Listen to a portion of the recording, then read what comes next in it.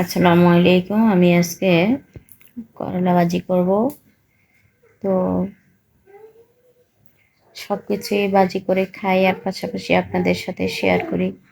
আজকে এটাও শেয়ার করলাম।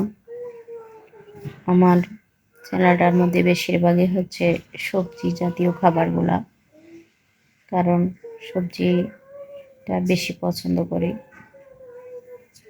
আমার মতো নিশ্চয়ই আপনারাও এগুলা বেশি পছন্দ করেন। তো এখন আমি আধা চামচ হলুদ, আধা চামচ মরিচ এবং জিরা দিলাম। এই যে এটা আমি লবণ দিলাম, লবণের মধ্যে একটু মরিচের গুঁড়াটা পড়ছে, এই কারণে একটু কালার দেখা যাইতেছে।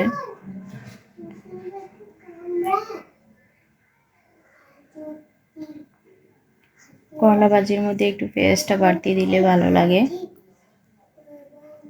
দেখতে পাচ্ছেন আমি কিন্তু করলার সাথে আলু কুচিও দিয়েছিলাম কয়টা।